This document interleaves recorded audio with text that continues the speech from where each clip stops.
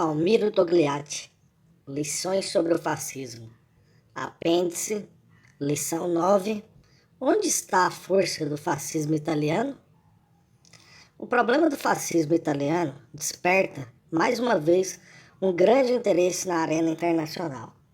Mas não tanto como no passado, quando o fascismo se apresentava como uma novidade e o interesse consistia em buscar a essência do fascismo.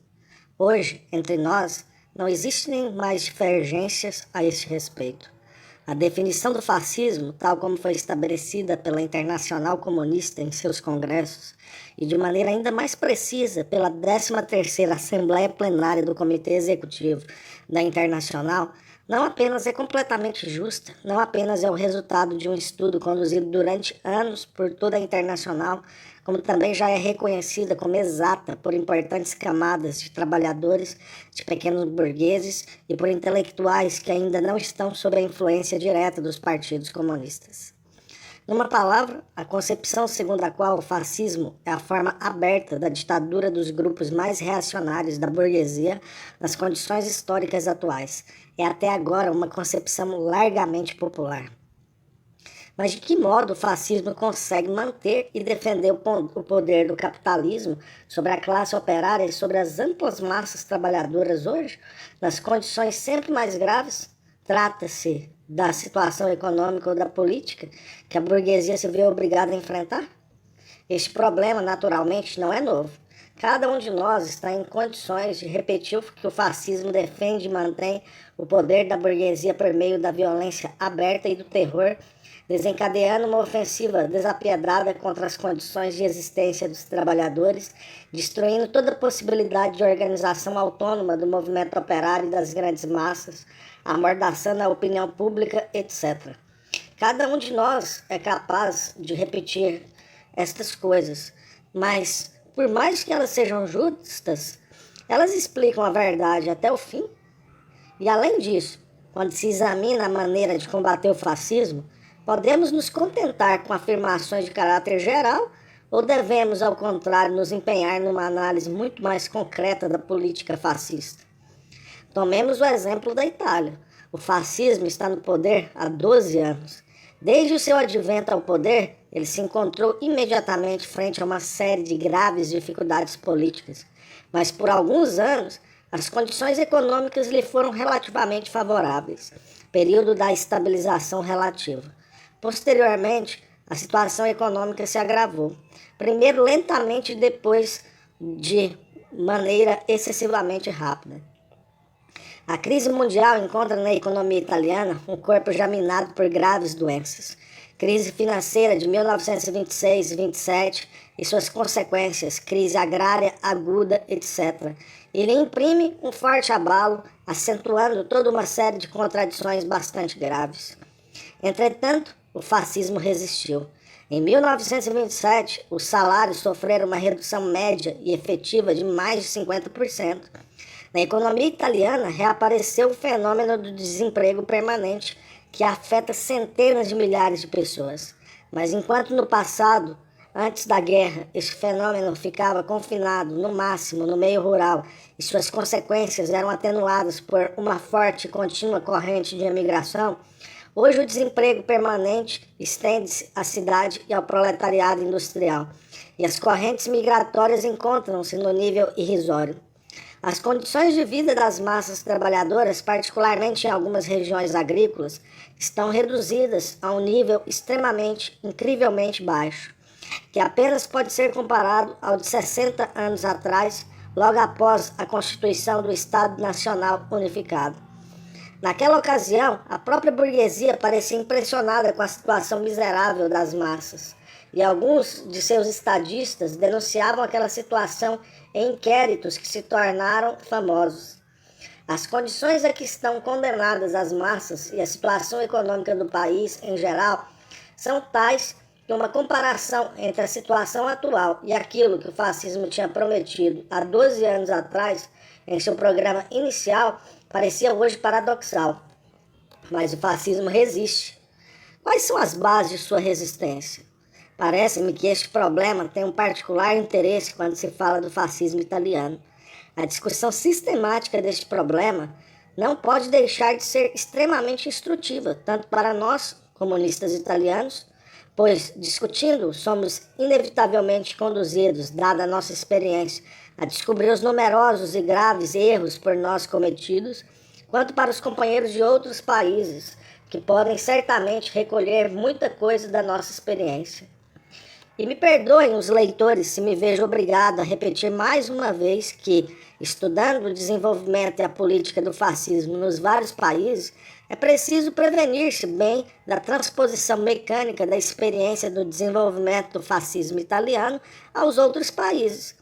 Gostaria também de acrescentar que, quando não apenas se fala da natureza do fascismo, mas se consideram também, em particular, as formas concretas da sua política, o perigo de cair em lugares comuns e vazios de significado cresce sensivelmente.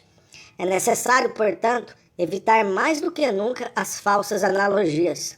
Parece-me útil que os camaradas dos outros países de ditadura fascista e os camaradas do Partido Comunista Bolchevique, que têm a experiência da luta ilegal contra a autocracia czarista, examinem os fatos de que falamos, confrontando-os com a sua experiência e colaborando para aprofundar o estudo dos nossos problemas e para encontrar aquilo que, na nossa experiência, pode ser generalizado e aplicado aos outros países. 1. O Partido Fascista, partido burguês de tipo novo. O primeiro ponto sobre o qual gostaria de me ater é o seguinte: o que o fascismo conseguiu fazer no terreno da organização política da burguesia, graças a circunstâncias objetivas e a numerosos outros elementos, entre os quais a debilidade do movimento revolucionário, não é o menos importante. A burguesia italiana não tinha, antes do advento do fascismo, uma forte organização política, e isso é um fato incontestável.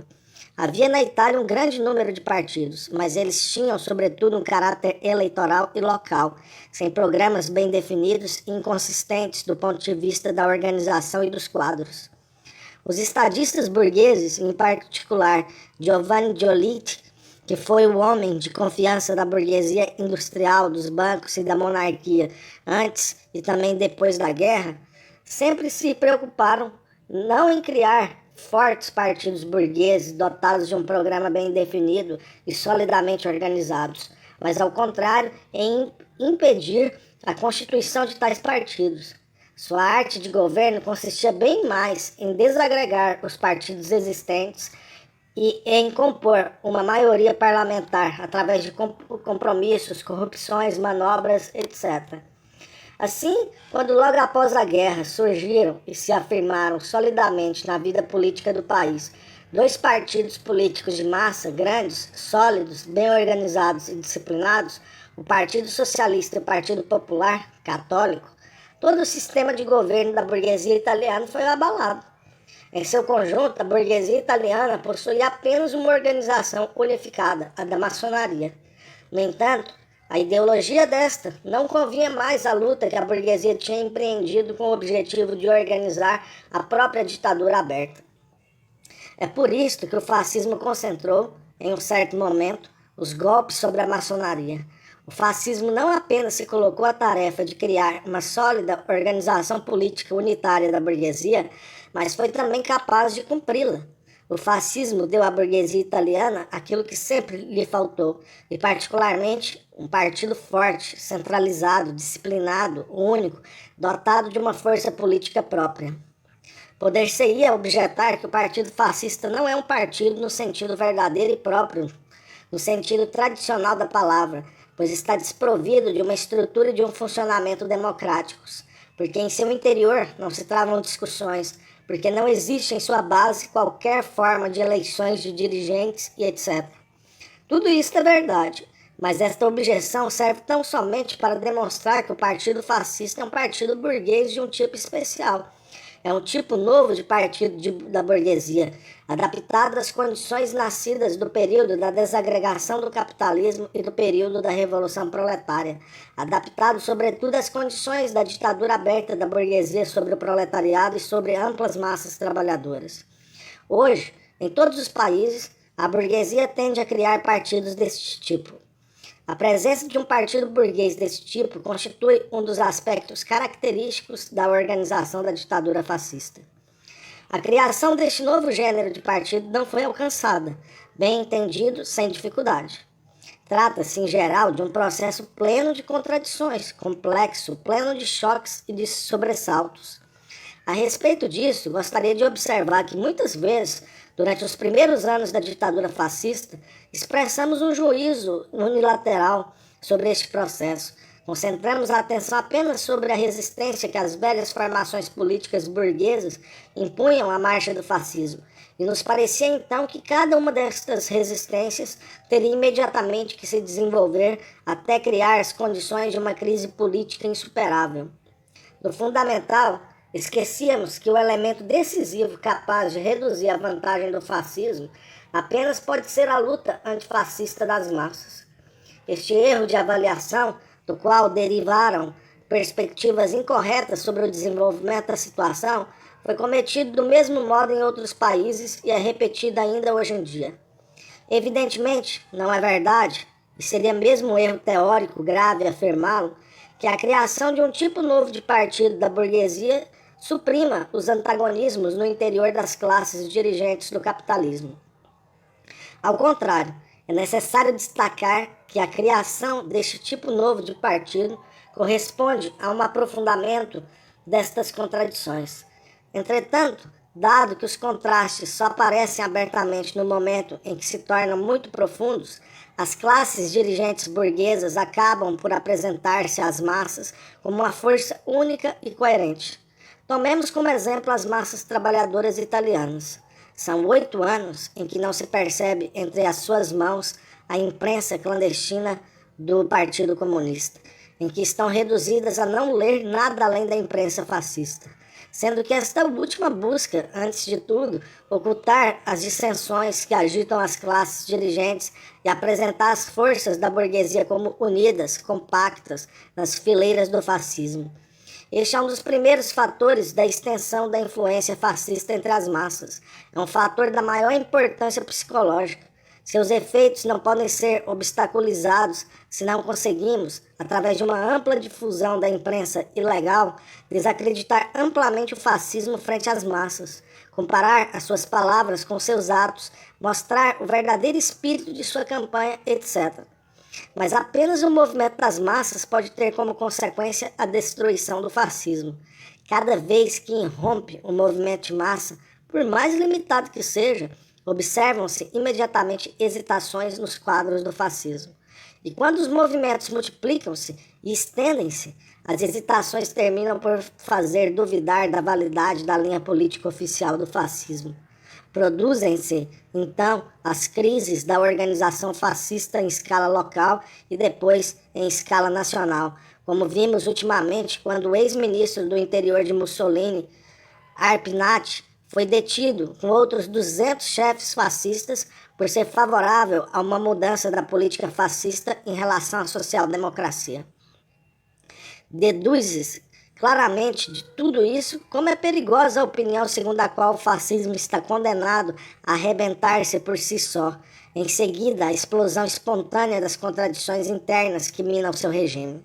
Esta opinião era largamente difundida na Itália pela social-democracia e pelos velhos chefes democratas e se insinuou também nas fileiras de nosso partido.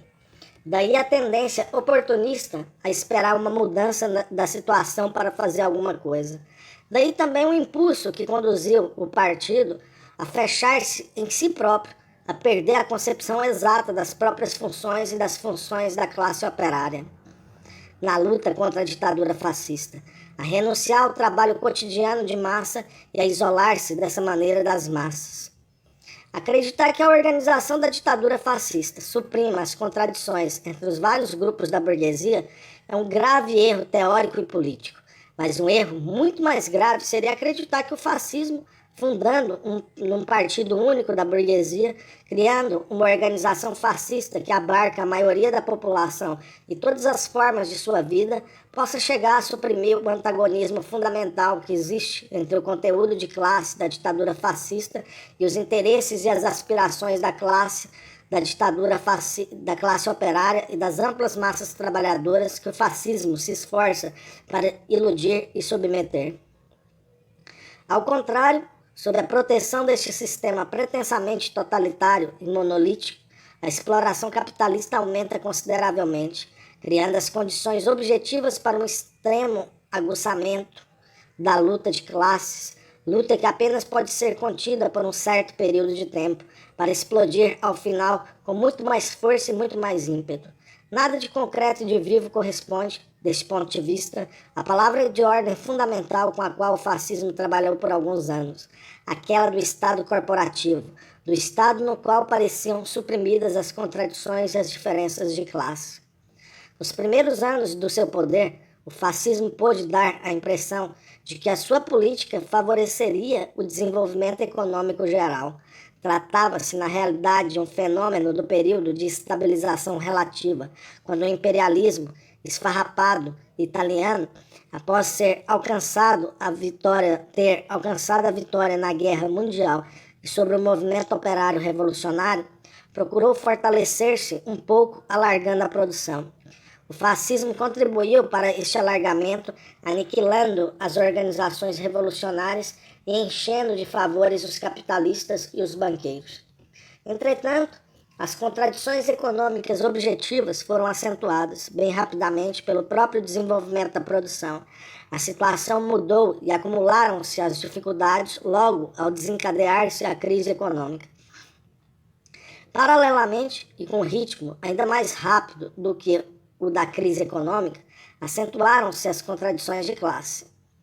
A passagem do fascismo ao sistema totalitário, que sucedeu ao sistema de compromissos com outros grupos políticos, a supressão completa do parlamentarismo, o aumento da repressão, as leis de exceção, e esta exceção dura já 8 anos, e por fim os esforços para constranger as massas na organização fascista são uma resposta que o fascismo dá a este aguçamento dos antagonismos de classe. Esta resposta, entretanto, não resolveu de modo algum o problema. O fascismo encontra-se na impossibilidade de construir um Estado corporativo acima das classes, e justamente por isso, de eliminar a luta de classes, apesar de seus incessantes esforços. A luta de classes dos operários e das grandes massas desenvolve-se sempre de novo, em condições novas, sob nova forma, com nova perspectiva. Nada serve melhor para mostrar a presunção da tarefa que o fascismo se deu, criar um Estado acima das classes, do que a variedade e a instabilidade das formas de organização fascista. O fato de que o fascismo é forçado a alterar incessantemente seus métodos e suas formas de organização para fazer frente ao perigo que a situação objetiva e a vontade da luta das massas representam para ele. As contradições objetivas que o regime fascista não pode superar oferecem possibilidades de luta que o nosso partido deveria ter utilizado muito mais amplamente no passado e que deve utilizar bem largamente na situação atual. 2. A classe operária, o terror e a organização fascista das massas. A burguesia italiana conseguira criar grupos de aristocracia operária e corromper uma parte dos vértices do movimento operário. Desde a tomada do poder por parte do fascismo, sobretudo quando as dificuldades econômicas começaram a se fazer sentir, a partir do momento em que se agravou a crise agrária no campo e toda a economia se afundou na crise, desde então sobrevieram neste terreno alterações profundas. Seria errado, entretanto, supor que o fascismo tenha reduzido ao mesmo nível todas as categorias de operários, todos os grupos de trabalhadores. Persistem as diferenças, e elas não são negligenciáveis. A ação mais enérgica do nivelamento foi tentada no meio rural. Uma diferença persiste ainda, por exemplo, entre o salário médio dos operários agrícolas do Sul, Mezzogiorno, e os do Vale Padana. No Mezzogiorno, os salários são mais baixos e a miséria é maior. Mas antes do fascismo, existiam no Vale Padana grupos importantes de assalariados agrícolas que podiam ser considerados, no conjunto, como privilegiados, pois tinham conseguido, através da luta e da organização, assegurar-se a cada ano de um maior número de jornadas de trabalho. Pode-se dizer que hoje esses grupos desapareceram, e parece-me que isso explica melhor o fato de que a maior parte dos movimentos de massa tem lugar no meio rural e particularmente entre os assalariados agrícolas. Se se considera a classe operária, pode-se ver que as coisas são diferentes. Existem ainda algumas categorias de operários, os tipógrafos, por exemplo, que conservaram seu caráter de profissões privilegiadas em relação às outras. Os salários dos tipógrafos também sofreram reduções, mas ainda permanecem acima da média. Por outro lado, o sindicato fascista desta corporação não se diferencia da velha organização reformista dos tipógrafos. Em substância, é a mesma organização de antes, mas na qual os fascistas se implantaram sem que os chefes reformistas lhes tivessem oposto a mínima resistência de massa. Na realidade, os fascistas tornaram-se patrões com consenso e ajuda dos dirigentes reformistas. Hoje, esta organização funciona como funcionava antes e nestes últimos anos ocorreram apenas, se não me engano, 2 movimentos de caráter econômico dos tipógrafos. A mesma coisa aconteceu com algumas outras profissões. Os chapeleiros, por exemplo, cuja organização reformista possuía antes um caráter corporativo fortemente pronunciado. Entre os trabalhadores marítimos, houve um certo período de abastança no qual os velhos quadros da organização colaboraram com os fascistas, o que permitiu a estes últimos assenhorarem-se de toda a organização e consolidarem seu poder sobre a massa. Se, ao contrário, examinamos as categorias fundamentais do proletariado industrial, metalurgia, indústria têxtil, indústria de produtos químicos, de construção, etc., vemos que o fascismo destruiu a velha organização legal de classe sem deixar vestígios, que a destruiu da mesma forma como organização sindical no significado próprio do termo e como organização de fábrica, comissões internas. A organização sindical fascista destas corporações nada tem em comum com a velha. Até mesmo o tipo de contrato de trabalho é diferente. Não se deve, entretanto, acreditar que as condições de todas as corporações sejam idênticas. Os salários dos metalúrgicos, entenda-se, os salários fixados pelos contratos fascistas de trabalho, são um pouco mais elevados que os das outras profissões. Inclusive, entre os próprios metalúrgicos, ainda é possível observar que em algumas regiões, em Turim, por exemplo, que é o mais importante centro metalúrgico do país, os salários são levemente mais elevados do que em outros. Nas fábricas, a situação é um pouco mais complicada, porque o contrato de trabalho fascista não é mais aplicado de forma geral e de maneira igual para todos os operários. O patrão estabelece grandes diferenças de tratamento de um operário para outro, e os operários menos favorecidos são obrigados a aceitar essa diferença sem protestar, por temor da dispensa e do desemprego. Deve-se dizer que, em geral, o número de operários que pertencem às categorias altamente qualificadas foi extremamente reduzido. A mão de obra compõe-se, na grande maioria, de trabalhadores manuais, qualificados, particularmente utilizados na produção em série, e de simples trabalhadores manuais. A proporção de mulheres empregadas na indústria aumentou, enquanto a qualificação dos operários geralmente diminuiu. Deste ponto de vista, realmente ocorreu um nivelamento, mas ao mesmo tempo assistimos a um fenômeno novo. Nas fábricas formaram-se pequenos grupos de operários ligados ideológica e organicamente ao fascismo, que conseguiram constituir uma aristocracia especial do ponto de vista político. Estes elementos não provêm sempre dos operários mais qualificados, nem são chefes de seção, mas, não obstante, constituem o ponto de apoio do fascismo na fábrica. Ponto de apoio esse que o patronato sempre se esforça por conservar. Para avaliar a força que o fascismo possui numa empresa, deve-se ter em conta não o número de operários inscritos no partido fascista, pois a inscrição é semi-obrigatória e algumas vezes por iniciativa própria, mas o número de operários ligados ao fascismo de maneira mais estreita, política e organicamente. Insisto sobre estes fatos porque, na minha opinião, eles nos permitem compreender muito bem como deve ser colocado o problema do terror sobre a ditadura do fascismo italiano que dura já 12 anos. Os diversos pontos de apoio que o fascismo conseguiu criar nas massas serviram-lhe e servem-lhe sempre para sustentar e desenvolver sua organização popular.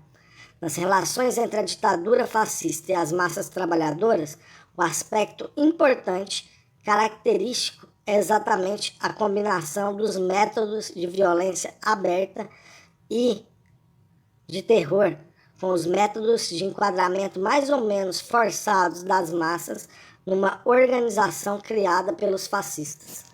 A violência declarada e o terror são empregados contra o Partido Comunista de maneira contínua, sem reservas, a fundo, com brutalidade, de maneira a arrebentar os seus quadros e a romper os seus vínculos com as massas, para tornar impossível o seu trabalho.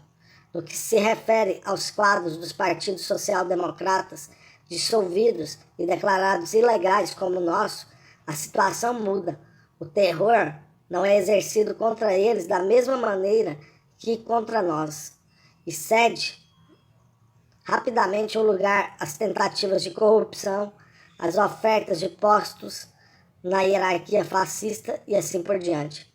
Quanto às massas, a política do fascismo consiste em fazer-lhes do terror uma ameaça contínua, embora não o aplique sempre de modo idêntico e maciço. Em Florença, por exemplo, os elementos subversivos mais conhecidos, na maior parte comunistas, são de vez em quando arrastados para a sede fascista regional e espalhados sem motivo plausível.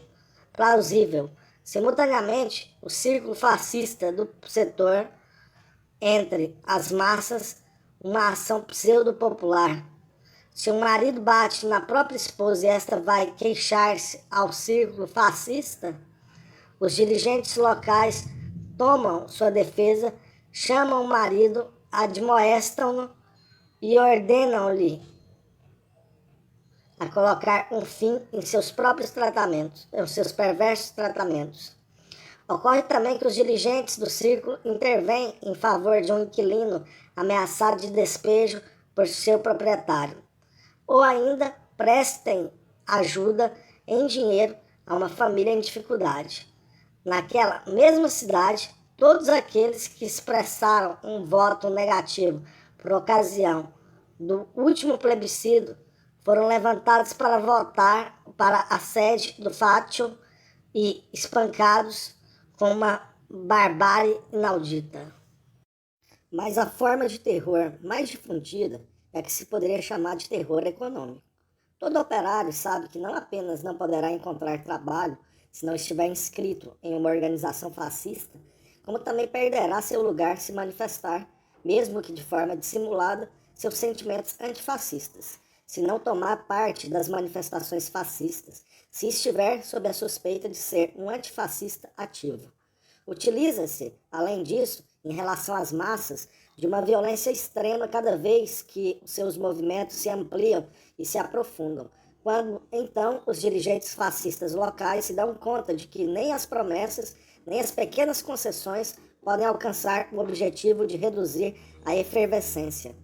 Combinando todos estes métodos, o fascismo consegue arregimentar toda a massa trabalhadora em uma ou mais organizações fascistas e consegue também estabelecer sobre os trabalhadores um sistema de controle múltiplo, refinado, em cada momento, do qual é muito difícil escapar e que permite a penetração em suas fileiras sobre os mais diversos aspectos da ideologia fascista. É evidente que a luta contra um regime que estabelece deste modo seus próprios vínculos com as massas só pode desenvolver-se através da penetração nas posições da organização adversária. Só pode desenvolver-se a vanguarda comunista apoiando-se fortemente sobre a organização ilegal e sobre a organização dos sindicatos de classe, sem nunca esconder a fisionomia do partido e perseguindo sem descanso a agitação e a luta pelo objetivo final, pela derrubada revolucionária da ditadura fascista. Consegue transferir o centro do trabalho de massa da vanguarda comunista para aquela organização.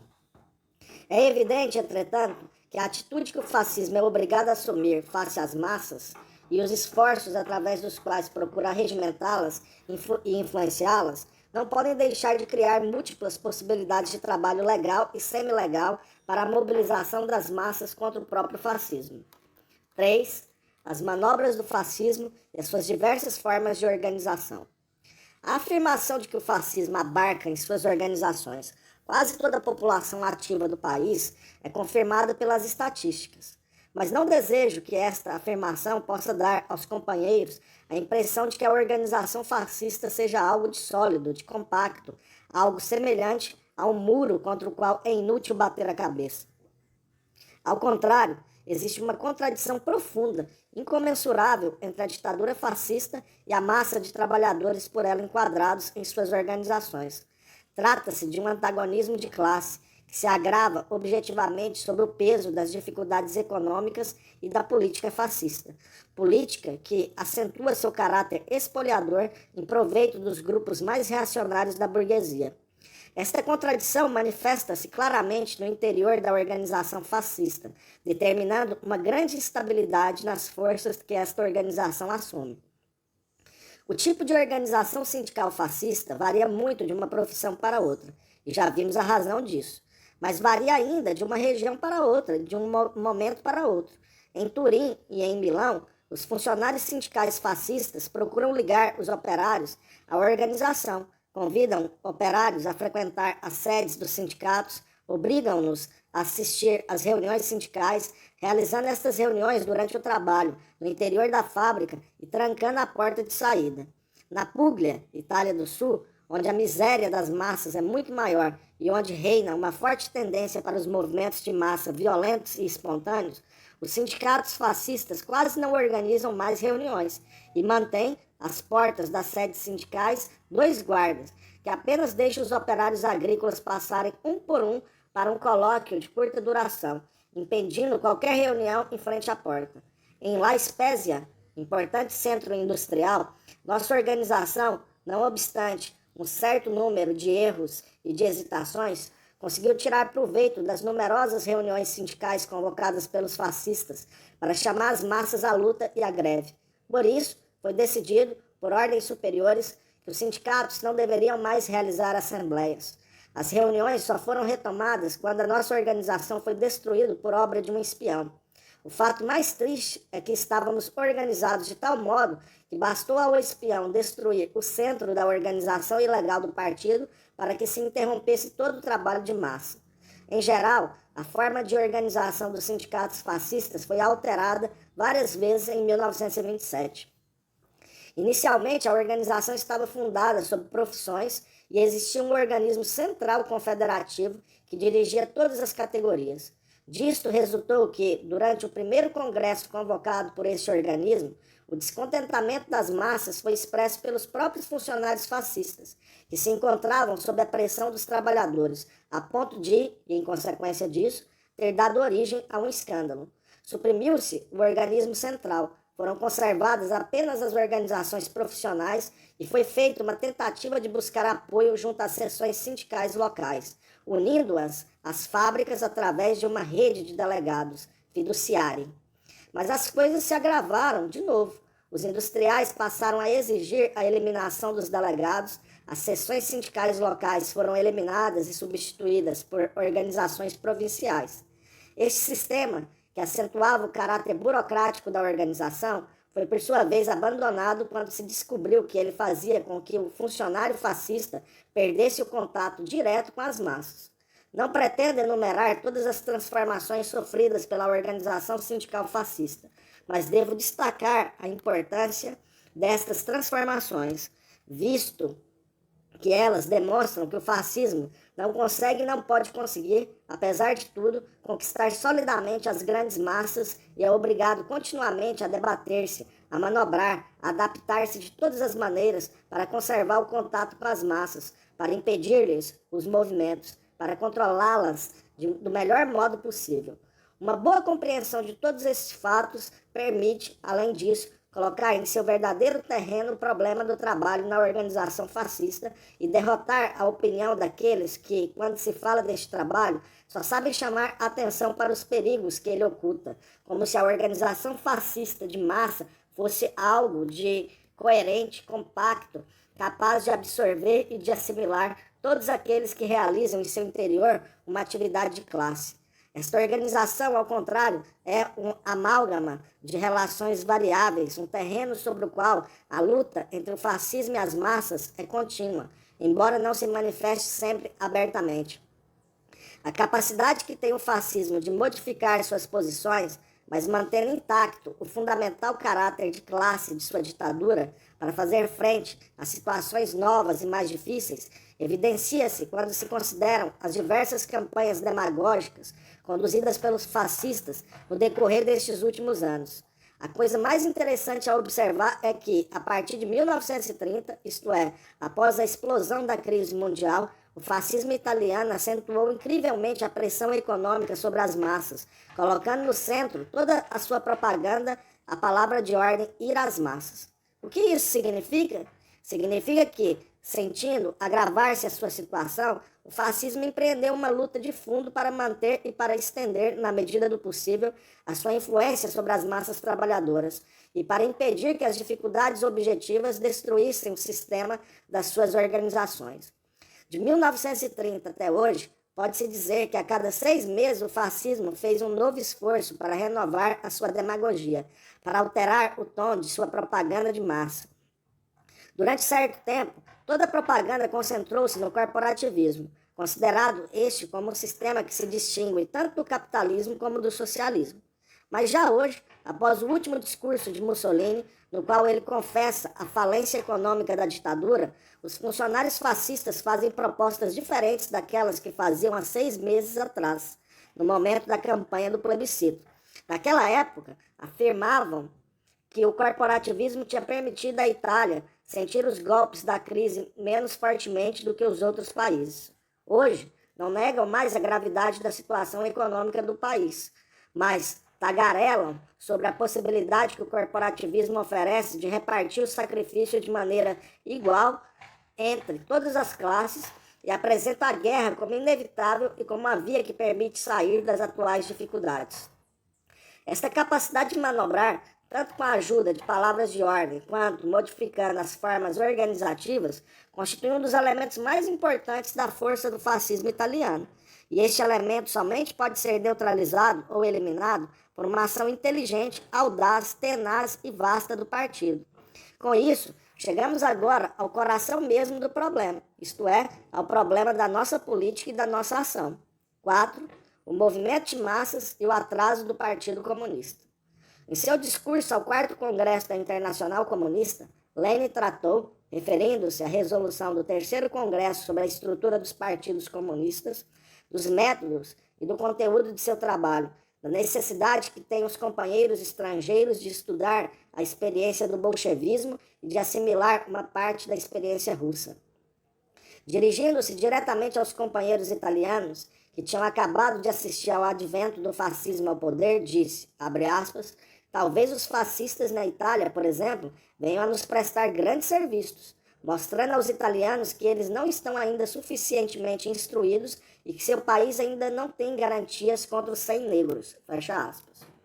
Nosso partido não prestou suficiente atenção a estas palavras, as últimas que o camarada Lenin nos endereçou, e que exprimiam de modo bastante conciso a ideia de que apenas um amplo trabalho de massa, a luta consequente do partido e a combinação do trabalho ilegal com o trabalho legal podem colocar em xeque os bandos fascistas e impedir, em particular, a penetração da influência fascista em algumas camadas de trabalhadores. Se considerarmos não apenas as análises da situação feitas por nosso partido e suas posições políticas gerais, mas também o seu trabalho político e organizativo cotidiano, e as duas coisas não podem nunca ser examinadas separadamente, devemos constatar no conjunto da sua atividade um grande atraso na colocação e na resolução prática dos problemas da luta contra o fascismo. De nossa parte, temos a justificativa de sermos o primeiro partido da Internacional que foi obrigado a combater uma ditadura fascista e de não termos sido sempre muito ajudados por aqueles que tinham como mais experiência do que nós.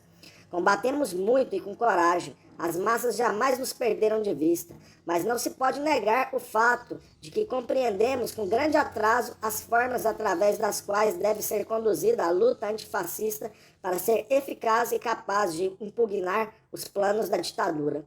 Em 1927 e em 1928, desenvolveram-se no interior de nosso partido discussões muito profundas sobre o seguinte problema.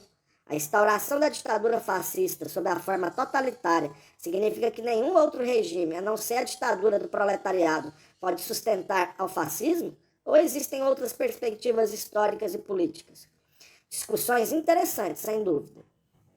Mas enquanto nelas nós nos empenhávamos, o fascismo lançava os fundamentos de sua organização de massa e as nossas organizações de partido começavam, sob os golpes da reação, a secar, a se fechar em si próprias, a se contentar com uma vida exclusivamente interna e sectária, a isolar-se das massas.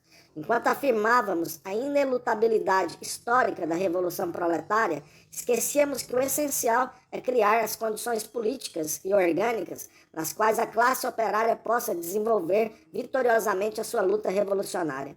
Em nossa imprensa apareciam apreciações interessantes sobre a questão dos delegados fiduciário dos sindicatos fascistas na fábrica, questão debatida asperamente entre o aparato sindical fascista e os industriais, em 1927-28. Mas somente apareciam 3 meses após a coisa já ter sido resolvida por uma ordem de Mussolini. E quando a mesma questão reapareceu em 1931, como um ponto da nova política de massa do fascismo, nos limitamos a discutir sobre os eventuais perigos inerentes à utilização de uma parte dos delegados com o objetivo de ampliar o trabalho legal e colocar em movimento os operários de uma empresa. E é apenas hoje, em 1934, que nos damos conta, de um momento para outro, de que onde quer que os nossos companheiros se esforcem por desencadear nas empresas, junto à base, movimentos e greves, eles são inevitavelmente conduzidos a servirem-se de uma parte dos delegados dos sindicatos fascistas. Seria possível multiplicar os exemplos, mas parece-me que o essencial é isto. O nosso partido não compreendeu inteiramente e em tempo oportuno que a instauração de uma ditadura fascista totalitária exige da parte da vanguarda comunista não a restrição da amplitude de sua ação política, mas a extensão dessa. A vanguarda deve fazer política corajosamente, sem dar trégua ao inimigo, perseguindo-o e combatendo-o em todos os terrenos. Mesmo nos casos em que essa necessidade foi satisfeita, não soubemos tirar rapidamente vantagem de todas as suas consequências. O atraso de nosso partido, portanto, foi e continua sendo um atraso essencialmente político. Em um certo período, em 1927, nos limitávamos apenas a distribuir folhetos em massa e jornais, e parecia que o grande número destes bastaria para tudo. Em outro momento, em 1929, e mais tarde, em 1933, fomos obrigados a efetuar um cansativo trabalho para restabelecer os laços do partido, pois o nosso modo de trabalhar consumira bem rapidamente as nossas forças e, em primeiro lugar, os nossos quadros. Entretanto, a chave de todos os erros que cometemos, seja no campo político ou no campo organizativo, deve ser encontrada no fato de que não tivemos a habilidade de transformar rapidamente e radicalmente todos os nossos métodos de trabalho, para não perder o contato com nenhuma daquelas camadas populares que o fascismo esforça-se de mil maneiras para influenciar e para manter a ele ligadas. Apenas em 1931 é que o centro do partido começou a colocar os problemas desta transformação e a luta pela sua solução, devido também à resistência oposta no próprio centro. Somente começou a desenvolver-se efetivamente a partir da metade de 1932. As consequências desse atraso político do partido foram sentidas principalmente nesses 3 campos: no modo através do qual se desenvolvem os movimentos de massa, na maneira através da qual se apresentam os fenômenos da crise interna do fascismo e na agudeza com que se põe para nós a questão da juventude. Desde 1930, ocorreram na Itália, se bem que com uma extensão limitada, um número bastante considerável de movimentos de massa, de ações de protesto, de manifestações de rua e inclusive de greves. Reservamos-nos a tarefa de analisar com cuidado, num próximo artigo, o caráter daqueles movimentos e a participação do partido neles. No momento, nos contentaremos em destacar os elementos característicos e fundamentais, a pouca duração das manifestações, as extremas dificuldades que as massas encontravam para dar-lhes uma maior dimensão, a facilidade com que o movimento pôde ser rompido e sufocado por uma manobra fascista ou por qualquer concessão econômica parcial. Salvo engano, na Alemanha os movimentos de massa têm hoje um caráter semelhante. E segundo o nosso parecer, baseado sobre uma experiência de muitos anos, este caráter somente será decomposto quando a vanguarda comunista tiver conseguido estabelecer com as massas ligações políticas e orgânicas extremamente sólidas e largas. Mas para alcançar isto, não basta difundir folhetos e fazer agitação. Numa situação como a nossa, é indispensável penetrar orgânica e amplamente em todas as formações fascistas de massa. É indispensável que estas organizações tornem-se o campo principal do nosso trabalho de massa. A coisa pode parecer paradoxal, mas ocorreu o seguinte: em nossas fileiras se difundiu a opinião exatamente no momento em que o fascismo conseguia refrear as massas em suas organizações e, em parte também, influenciá-las ideologicamente, de que era suficiente ao partido lançar um apelo geral à luta, já que todos os trabalhadores se sublevariam contra a ditadura e os seus movimentos se desenvolveriam espontaneamente até a greve geral e a insurreição. Esta concepção oportunista, típica manifestação da doutrina da espontaneidade, nos prejudicou bastante, pois nos impediu de ver a amplitude das tarefas políticas e organizativas que cabem ao Partido Comunista, se ele deseja levar adiante o movimento revolucionário de massas contra a ditadura fascista. Quanto aos fenômenos de crise no interior do fascismo, a coisa é ainda mais evidente. Mesmo entre nós, existiram fenômenos desse tipo.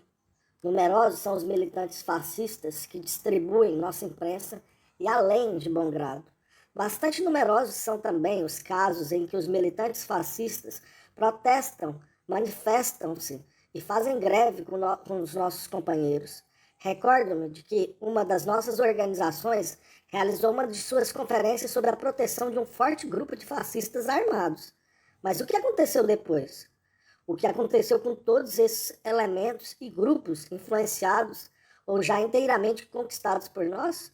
Fomos capazes de reunir todos esses grupos e elementos isolados de modo a fazer resultar de seu próprio movimento uma crise aberta do regime fascista ou de alguma de suas formações mais importantes? Não fomos capazes. E isso porque sempre estivemos orientados para um pequeno trabalho de roedura individual da organização fascista, e não para um grande trabalho político para organizar, no interior desta última, vastas correntes de oposição suscetíveis de se tornarem um centro de articulação dos numerosos elementos que ainda não são comunistas nem simpatizantes, mas que estão descontentes porque não se encontram bem e que podem ser conduzidos a lutar contra a ordem atual. Sobretudo, os companheiros alemães devem fixar sua atenção sobre este problema. Os esquadrões de assalto hitleriano abrangem mais operários e ocultam mais descontentamentos do que jamais conhecera a milícia fascista. As circunstâncias são bastante favoráveis, mas parece-me fora de dúvida que, enquanto o Partido Comunista não conseguir, através de enérgicas medidas políticas e organizativas, assumir a direção destes descontentamentos e orientá-los para objetivos políticos precisos, as manobras dos chefes fascistas encontrarão sempre uma possibilidade de impedir a explosão da crise geral do regime hitleriano. No fundamental, não se deve acreditar que as massas arregimentadas, organizadas e influenciadas pelos fascistas possam um belo dia, espontaneamente, apenas pela força das coisas, afastar-se do fascismo e vir a nós, a revolução proletária. Devemos buscar estas massas e organizar a sua passagem para o nosso lado. No que se refere à juventude, o problema começa a assumir um aspecto bastante grave. Gravidade esta também encontrada em outras áreas. O isolamento do partido frente às massas é particularmente sensível em relação aos jovens, aos quais o fascismo dedica uma atenção toda particular e que possuem apenas pouca experiência na luta de classes. O fato mais alarmante é que, em certos casos, constata-se um distanciamento, não apenas entre o partido e os jovens, mas também entre estes e os velhos quadros operários que têm a experiência da luta passada e que nunca se curvaram frente ao fascismo. Este distanciamento deve-se talvez ao fato de que as massas jovens não estão descontentes e não são combativas? De forma alguma.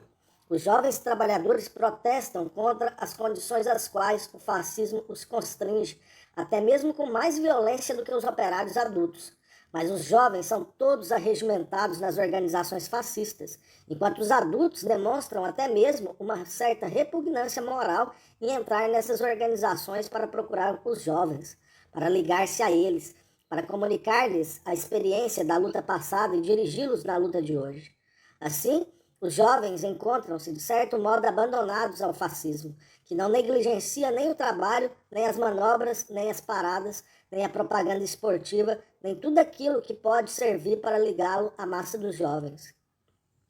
Para concluir, digamos que o fascismo desenvolve entre as massas uma ação diferenciada, múltipla, adaptada a cada momento e a cada categoria, a cada fábrica, a cada grupo, a cada camada particular, e que esta ação ainda não é eficazmente combatida, pois nosso partido não tem sido até agora suficientemente ágil, rápido, corajoso e suficientemente tenaz em seu trabalho entre as massas para ser capaz de romper uma a uma as malhas da organização e da política fascista e de abrir caminho para a revolta das massas.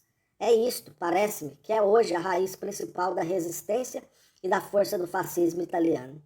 Deveria talvez expor aqui, de modo concreto e detalhado, a possibilidade que se oferece ao nosso partido atualmente de penetrar e de trabalhar na organização fascista e entre as massas que ela influencia. Mas isto me obrigaria a realizar uma análise completa da situação na Itália e das tarefas do partido, coisa que superaria os limites deste artigo.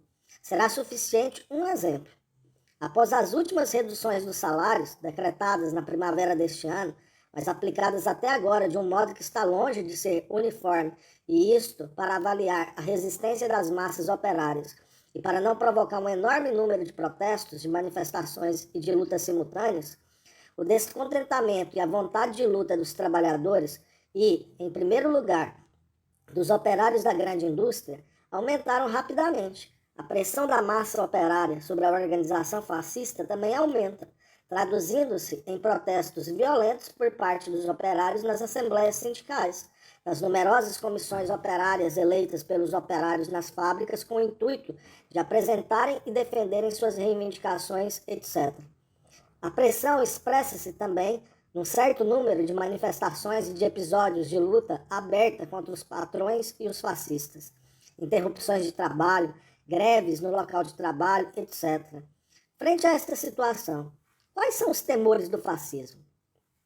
Ele teme que este descontentamento e este avanço das massas operárias se desdobrem em uma série de lutas abertas, as quais, mesmo partindo frequentemente e em grande medida do terreno fascista e do próprio interior da organização fascista, podem superar os limites e romper a legalidade fascista. Para impedir que a luta conduzida pelas massas e dirigida pelo Partido Comunista alcance esse objetivo, o fascismo recorre, como de hábito, a uma dupla ação. Por um lado, reforço do terror. Registramos já 2 casos. Na Lombardia, onde os operários, após terem participado em massa das assembleias fascistas e eleito uma comissão operária, fizeram greve no local de trabalho, não conseguindo ver satisfeita nenhuma de suas reivindicações. As várias repartições da fábrica foram então ocupadas pelos guardas, que com ameaças e violência obrigaram os operários a retomarem o trabalho. Em Milão, onde o descontentamento é maior e manifesta-se abertamente, foram feitas centenas de interrupções nos bairros operários. Mas, ao mesmo tempo, o fascismo lança uma nova manobra. Anuncia repentinamente que, a partir daquele momento, os operários filiados aos sindicatos fascistas teriam o direito, entenda-se, com numerosas reservas, de eleger o secretário de seu sindicato e que as organizações sindicais locais poderiam concluir contratos de trabalho. Antes, esse direito pertencia apenas aos sindicatos regionais ou nacionais. Esta manobra liga-se a uma ação que se desenvolve sobre um terreno político muito mais vasto e que consiste em obter a colaboração aberta de um grupo muito importante de velhos chefes do Partido Reformista, através do oferecimento a eles de uma certa liberdade de propaganda e de postos no aparato fascista, e em primeiro lugar no aparato sindical, e com a única condição de que aceitem os princípios do regime corporativo. Da mesma forma, um dos objetivos perseguidos pelos fascistas é o de apresentar as massas como candidatos aos postos de direção dos grandes sindicatos locais, os velhos chefes socialistas bastante conhecidos. Como enfrentar esta ação política do fascismo, que se desenvolve, como sempre, em diversos planos e através de métodos muito variados? É evidente que só é possível uma oposição eficaz a esta política através da combinação de modo hábil e corajoso do trabalho ilegal do partido e dos sindicatos de classe com a mais ampla utilização das possibilidades legais. O partido deve elevar-se resolutamente sobre o descontentamento das massas e sobre sua vontade de luta.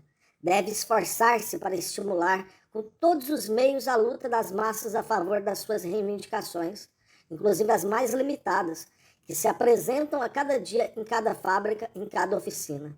O partido e a CGL, multiplicando a sua agitação ilegal, devem desmascarar as manobras e a demagogia dos fascistas, mostrar com base em fatos concretos o que se esconde por detrás dessas manobras e desta demagogia, e indicar claramente a necessidade e os objetivos da luta pela derrubada da ditadura. Devem desmascarar, ao mesmo tempo, os chefes social-democratas que estão prontos a dar seu apoio aberto ao regime fascista.